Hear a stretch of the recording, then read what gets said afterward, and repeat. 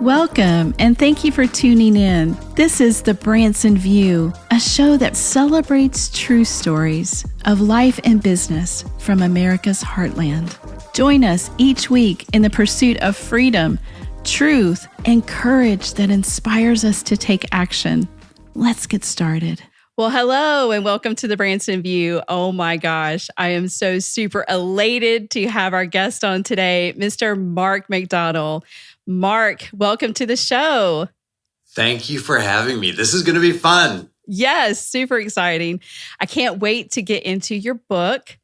But first off, I do want to share the story of how we met and how crazy it is for you to be on the show today. So if you don't mind, I'm going to give my version.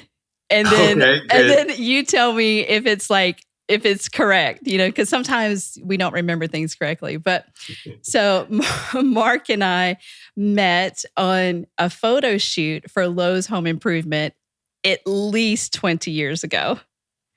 Is that right? Well, it's probably about that, yes. Yeah. And it's so crazy because so it was a really long shoot day, I remember.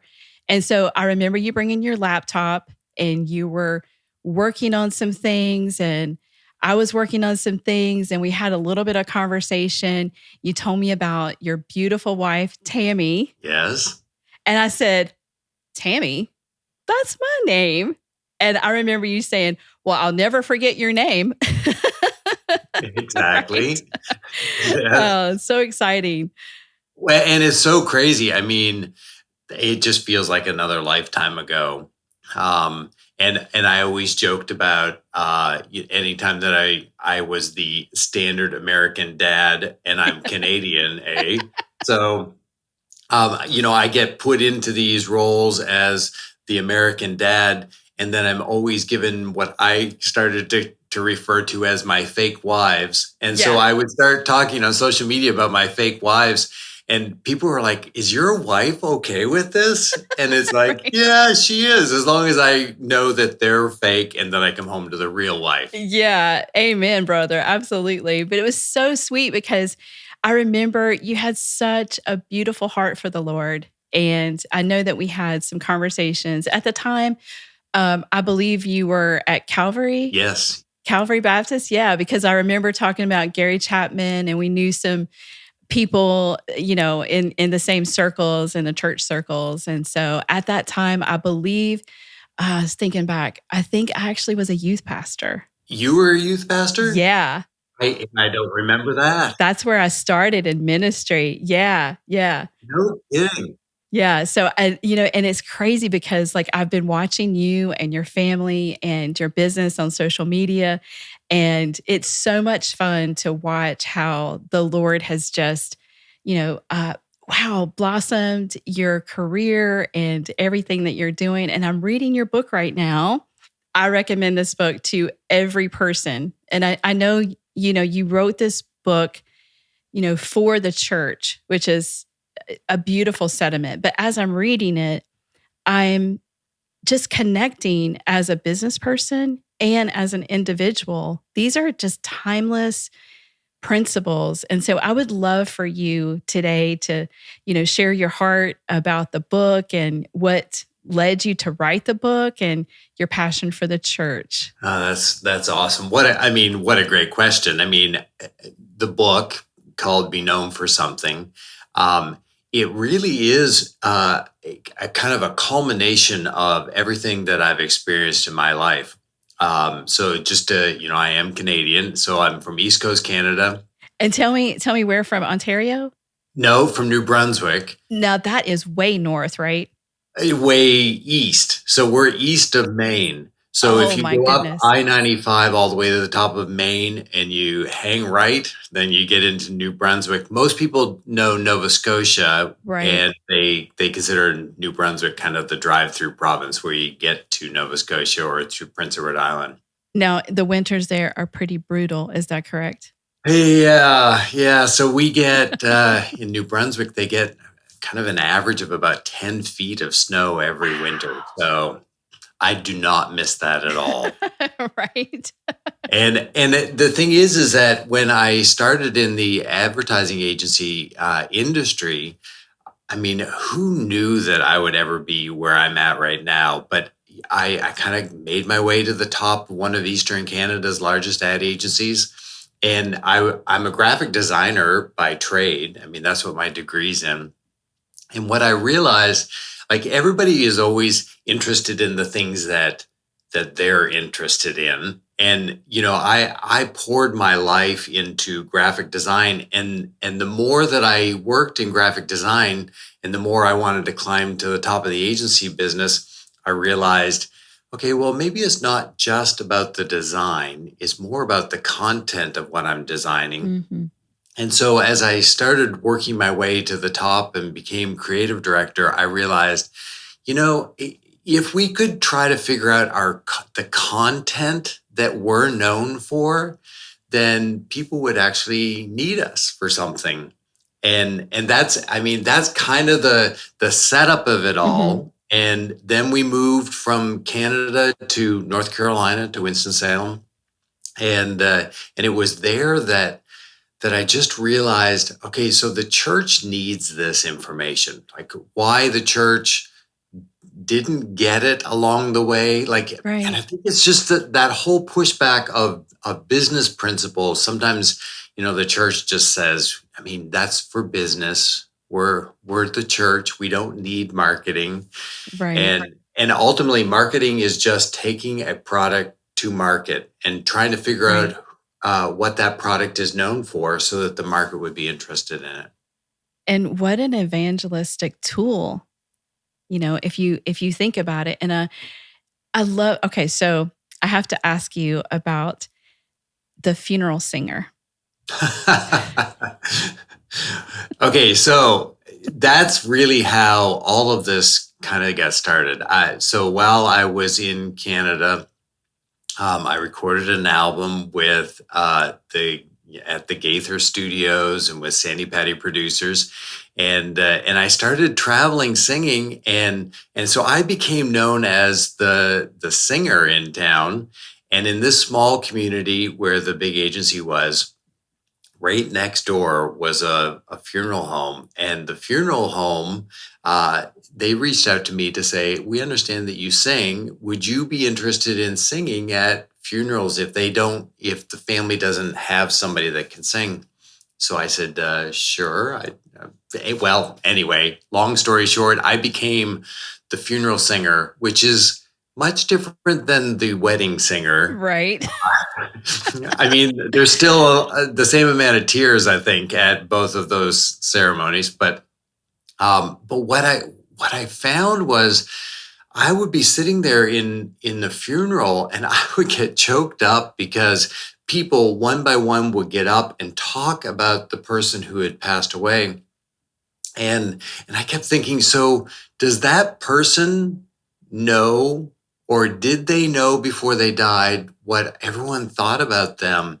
And I kept thinking, well, so what if,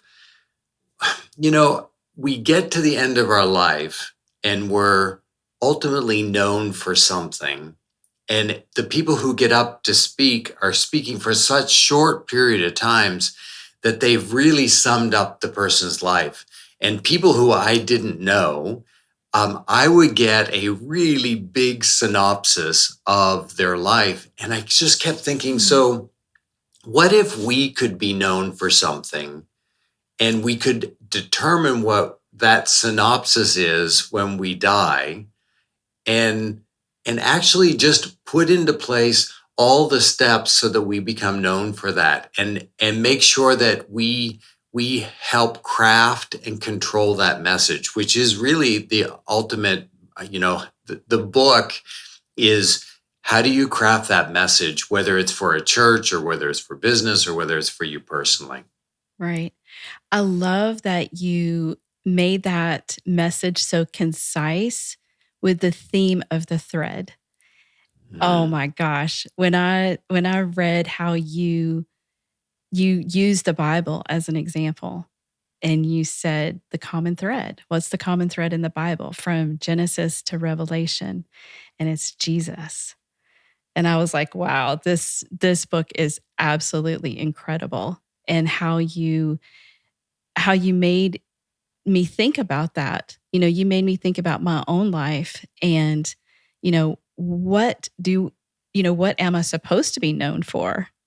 And so that is so thought provoking. Tell me more about how you came up with the thread. Well, the whole concept of the scarlet thread, which is the blood of Christ that's drizzled all the way from Genesis to Revelation. I mean, the kind of the fun of the complexity of the Bible is that you can take any chapter or any verse or any story, any parable, and immediately connect it back to the scarlet thread. And sometimes our lives get so complex and we think there's just no way that I could have one thread. I mean, the Bible, talk about a complex book. People study it for their entire lives and they still don't quite figure it all out. But anytime that somebody says, I'm just not sure why that passage is important, all I have to think about is how does it connect back to the scarlet thread? And so our lives, we have to point to the scarlet thread. And oftentimes the church says, well, that's what we want to be known for. We want to be known for the scarlet thread. And that scarlet thread of the gospel is something that you should be known for, but oftentimes you need to have a component in between where you catch people's interest and you engage with them and then connect them to the scarlet thread. So the thread that you're known for oftentimes just needs to be relevant and needed in people's lives. And then you need to be able to intertwine that and connect it back to the scarlet thread. Wow, that is so profound. We all hope to age gracefully so we can enjoy our later years full of energy, vitality, and good health. But so often, with age, our bodies start to show signs that things just aren't as they used to be. Our energy, skin, healing and recovery time, sleep, it all just seems to go downhill. Unless you're using LifeWave. Since 2004, LifeWave has been delivering its amazing life-enhancing technology to people across the world, always helping the body do what it was designed to do, only better. And as it turns out, the best was yet to come. David Schmidt, our founder, creative force, and world-class inventor behind LifeWave technology, has recently achieved something in the field of regenerative science with a single LifeWave patch that researchers worldwide, spending years and billions of dollars, could not. Introducing LifeWave X39, the world's first product ever to activate stem cells. A true breakthrough in regenerative science that helps restore our bodies to a healthier, more youthful state in a way no other product can. The secret? By harnessing the power of LifeWave's patented phototherapy, X39 uses light to elevate a peptide proven to signal the activation of stem cells. Think about it. These are the cells that generate and regenerate all the cells and structures of the human body. They're the building blocks for our organs, tissues, blood, and immune system. They also serve as an internal repair system, everywhere. But as we age, stem cells become less effective. Their ability to repair damaged tissue is reduced. In fact, by age 60, they've slowed dramatically. But all that changes when just one LifeWave X39 patch is placed anywhere on the body each day. Instead of older and less effective stem cells, X39 supports the production of younger and healthier stem cells. This amazing level of control over your vitality and well-being was simply not possible, let alone this easy, until now. And the best part? Like all LifeWave patches, X39 is safe, non-invasive, and incredibly cost-effective. Look what people are saying about LifeWave X39. Backed by clinical studies, multiple patents, and 20 years of development, any one of these benefits would be impressive. But X39 is so effective, it can influence everything about your body: how you look, feel, perform, and heal. It's time you experience the power of X39. Live long, live well, live younger. Experience the power of LifeWave today. And, it's funny that we talk about, when I reached out to you to be on the show, I made a comment about how we met and that connectivity. What do you remember me being known for? And then what did I remember you being known for? And you're right. It's so exciting, even though we have jobs or activities or roles, like you mentioned the whole list of roles that you've had in your lifetime. But to be known for something that, like you said, creates value for another person is really like the core of what you're saying. Is that right? For sure. And it's interesting because the foreword to the book was written by Gary Chapman, who wrote the 5 Love Languages. He's sold a whole lot more books than I have, but I can't so even far. believe. Well, I can't believe. I mean, it's become an Amazon bestseller, and yeah, congratulations. I'm just really, really humbled by that. Mainly because, like, I keep thinking back to, when you read through scripture, I kept thinking, so if we do have a thread, what should that thread be? And yes, it needs to connect to the scarlet thread. But Jesus himself, when the disciples were all sitting around the table, I mean, Judas had just betrayed Jesus. And you can imagine how everyone was somewhat on edge because they knew something big was going to happen. Right. And one of the disciples says, so what would we be known for? That's a little bit of a paraphrase, but what would we be known for? And Jesus said, oh, they'll know you're the Christ followers, my disciples, if you have love one towards another. And that whole concept of love and how that love has to be the big descriptor of who we are as disciples is huge. And that's why it's so great that Gary Chapman wrote the foreword, because he's all about love languages. And it's about love languages. So if you're going to love somebody, you need to do it in the way that they'll receive it as love. And ultimately, yes, our thread is about the scarlet thread that connects to love. And then how do people around us receive what we have to offer as love? And so our thread needs to connect directly to love, which will then directly connect to the scarlet thread. Right. And that goes back to what you said about framing the content, right? I hate to be like technical, but from a marketing standpoint, to tell your story and to frame that in a way that does connect. And you talk a lot about that in your book, connecting the church, connecting back to the community, but if we think about it, and I don't want to minimize the church structure, but we are the church, right? And so if we think about that, and what your book is really doing is getting down to the core of identity. And that's profound in the climate and the circumstances and the environment that we live in today, where so many people are searching for, a true identity, and being able to communicate who they are in a way, like you said, that people understand and they value who that person is, or who that organization is, or who that church is. So, I don't think that.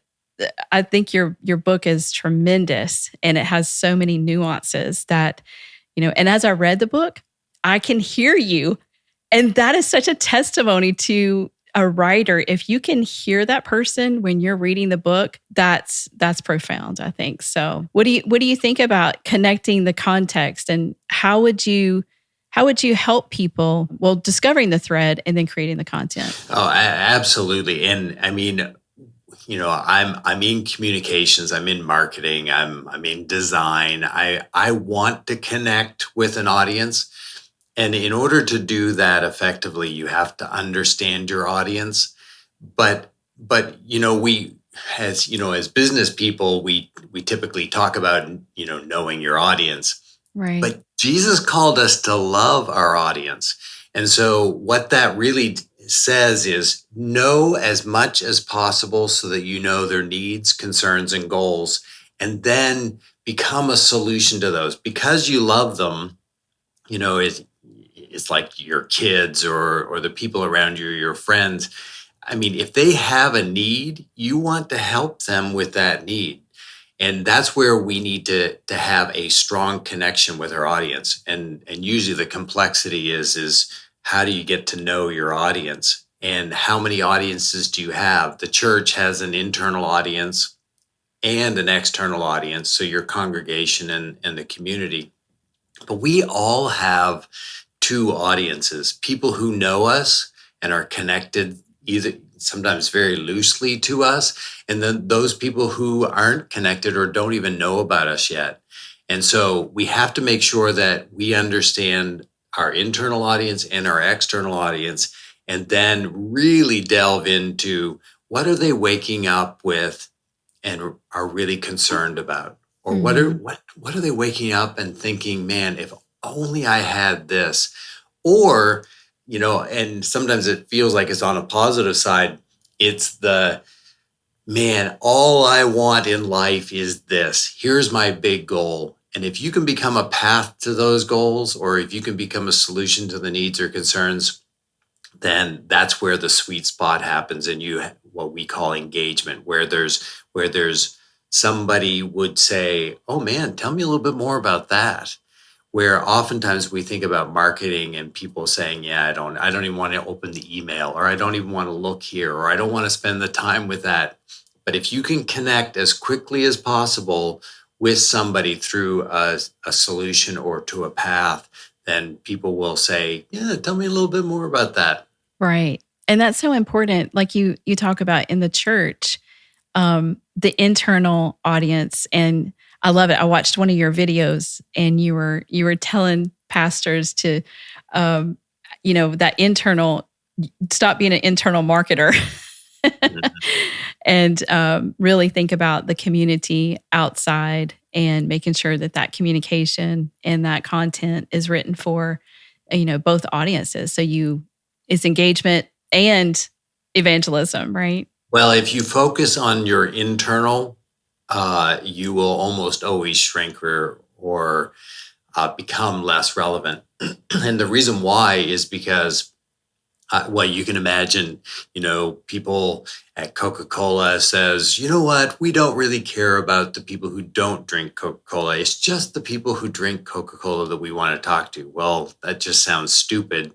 Yet sometimes we end up talking to the people who know us best, and all of a sudden, through either death or people leaving or moving, our organizations shrink because we need to constantly be connected to the pipeline where the people are around us that don't know about us yet. Do you think we do that because it's comfortable? Yes. Oh my word. So the thing is, in our lives of social media, we tend to collect people who think exactly like us, and it's just easier sometimes. And sometimes churches just want to talk to people who are Christ followers already. And instead, that's why, all through the Gospels, it keeps saying, go and make disciples. Don't just collect disciples that are around you.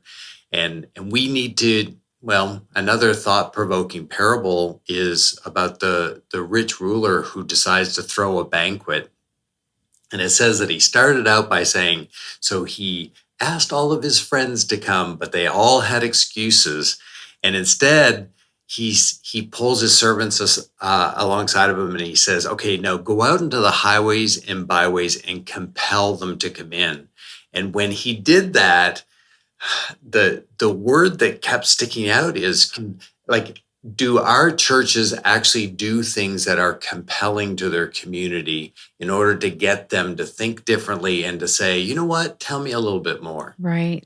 Wow. That's totally incredible. I love that story. And it is spot on. And throughout the Bible, we are definitely challenged to step out of that comfort zone and, speak to those people who, like you said, maybe not think exactly like us. And I think that we need to realize that not only are we supposed to be very attractional, but we're supposed to be salt as well. Right. And the problem is that, there's been worldwide perception studies done, and most people know what we're against, the salt part, but they don't know what we're for. And that's why be known for something is so important, because it's just easier to be against a whole bunch of things than to what are we actually for. And if we're not controlling the message, the perception is that we're going to be against a whole bunch of things. And Right. what we need to realize is that we're supposed to be known for love, and love is about having the proper balance between salt and light. Yeah. And love does cover a multitude of things. So when does. we are walking in love and truth and faith, maybe, that person or that organization that doesn't believe like we do will be more inclined, like you said, to get more information, find that truth for themselves. So, For sure. And I think that, sometimes we say tough love.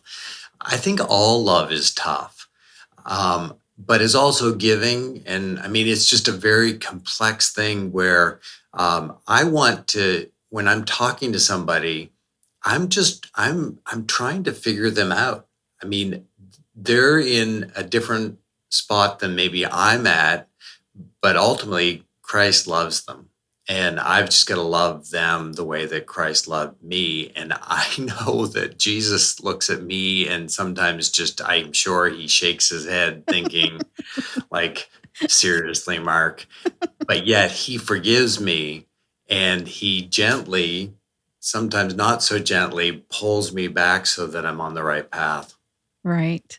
What a gracious and loving God that we have. So it is it's truly wonderful to walk in the light of his love and faith and mercy and grace. For sure. I have had that same head shaken throughout the course of my journey. I think we all have. And it's about learning, right? It's about having that open heart to learn the truth, and to know that you don't know it all. I think is as we get older, we figure out we don't know what we thought we knew. Oh my goodness. And even when you read scripture, I'm always amazed because I get to work with lots of denominations, and there are some parts of the denominational doctrine that I'll go, I'm not sure about that. That's not the way I interpreted what's happening in scripture. But when I stop and realize how many good people believe one way and other good people believe the other way, I realize, okay, maybe it's not this or that. Maybe it's something in between. And I just got to take a step back and Right. realize I do not know it all. And there's some things that I don't talk about ministry stuff that I'm just Yeah. not sure whether scripture is one way or another. Right. Well, I had a tremendous revelation, and that is I am not God. Yes. Thank heavens. And all of heaven rejoices when I say that, because it's like, if I was God, everything would be like wildly worse. Right. Yeah, we'd be like saying yes to all the emails, right? Exactly. Yeah, for sure. Well, wow, Mark, I'm telling you, I would love to have you back on the show, because there's so much we could talk about with branding and marketing. And I know that your schedule is crazy. Now tell me, you have some speaking engagements coming up, I saw? I do. I speak at usually around 8 to 10 different conferences across the country, whether it's for communications people Mhm. or for pastors or just church audience.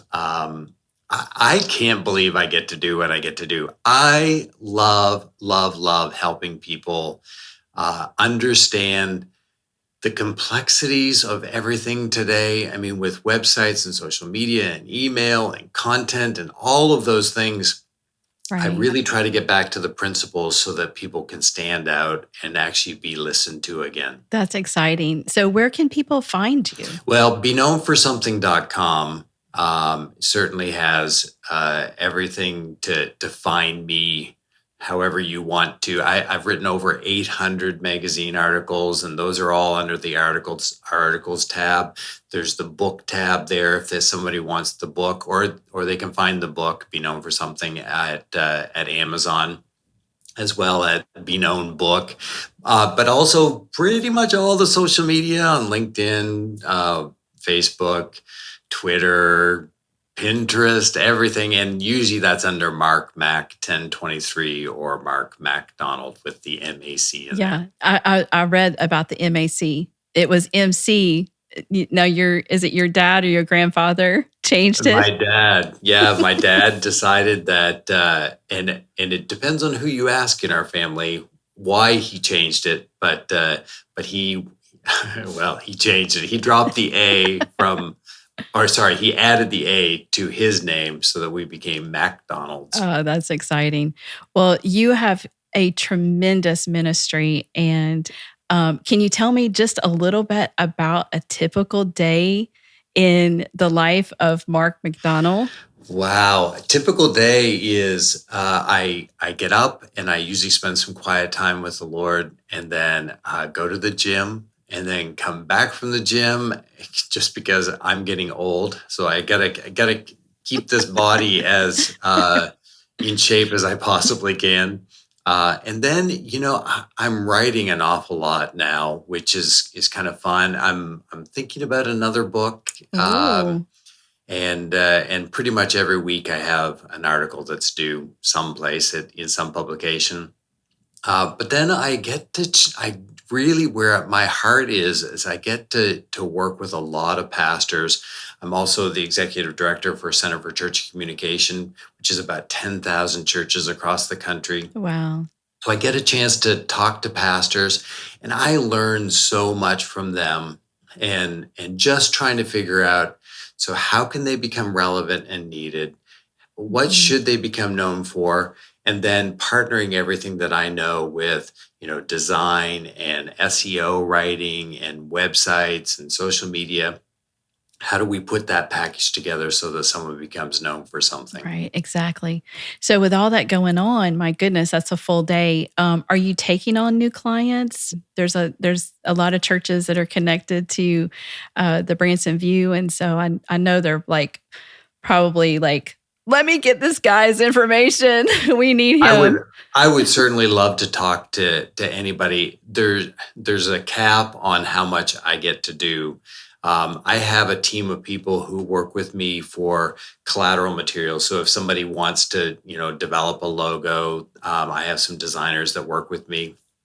And then on the website side, developers. And then I guess that I want to help as many people as possible, and Right. and I would love to talk. If you go to our website, beknownforsomething.com, there's a let's talk link, and just click on that, and you can set up a Zoom call so that and that's totally free of charge. I would love to meet and hear what people are challenged with after COVID. Right. I mean, there's a lot of things that have affected the church, but COVID is one of those things where I don't know whether we'll ever be back to what we were before. A lot of people have chosen to not come back to church, and Right. a lot of people need another way, whether it's that online church, or and trying to figure out how that online church looks different from your in-person church. All of that thing, it's the regular conversation I have with a lot of pastors. Yeah. Yeah. Definitely a new landscape for sure. And It is. how do you see that moving forward? Do you see that just increasing people kind of gathering online? And what does that do to our faith? And Well, and I think that the problem is, and I'm much older than you, so oh no. as I get older, I realize that the way we have always done things is not always the right way. And I remember the first time my kids, I have two boys, and I can remember them saying, Dad, we need to have a phone that we can text message. And I'm like, why do you want to text message? And they're like, because all of our friends are on there. And it's like, you can't have friendships with text. And now, I have so many text message friends. Right. And they're no less important than the people I have in person as friends. Because friendships, it really is about content and the connection and the engagement. And so when we think about it, I think that we're very quick to say, no, in order to go to church, it needs to be in person. And we have a whole generation of people who have fully digital relationships. And I think that the church just needs to figure out how do we create a digital relationship so that we can truly engage and help and be a church, but it's online. Yeah. And still, like you said, just feel that need of content, nurturing, discipleship. And, sometimes that's in person, sometimes that's distant. So yeah, and most times you can do it online. There are certain things that I think the church has got to figure out. Like it's hard to be baptized if you're just online. Right. Yeah. So there's some things that are going to have to be worked out. Right. But we also have to figure out, so how can we do both? And how do we do it with excellence and making sure that there's so much more potential on the online audience because it's not like people don't have to drive in, they can connect with you. I think we've all been on, a church's website and watch somebody preach from like way far away that we never had the opportunity to do when we were growing up. Yeah, that's right. That's right. Well, I am so excited that you are in like the center of everything that's going on with so many churches. And I know that, God is just going to give you that wisdom and help you to help them figure out how to navigate the new terrain and the online church and in person and the hybrid and whatever else buzzwords we're calling this new society, right? Exactly. And the thing is that it is a lot of moving parts, and especially, I talked to a church this past week who are still concerned about getting back into in-person, gathering. So hopefully COVID is going into the rear view mirror. Yeah, right. and we can start to really figure out how do we do it in the future. But I'm praying for pastors and churches. There's a lot of challenges right now. If you're not a pastor that's listening right now, pray for your pastor. Pray for pastors in your community as well as around the world, and do what it takes to become known for love in your congregation. Don't be critical.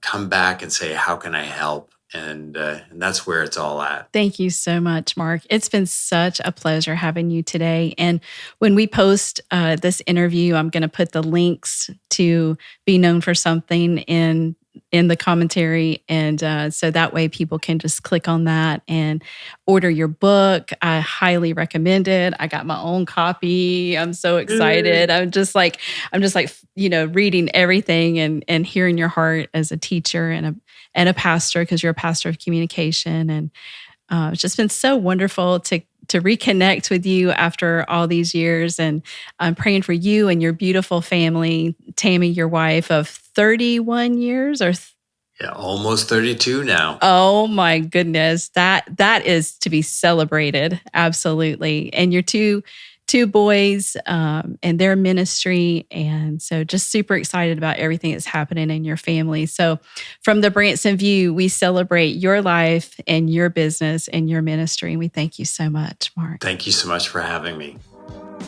You've been listening to The Branson View, a weekly podcast dedicated to sharing stories about real life and business from America's heartland.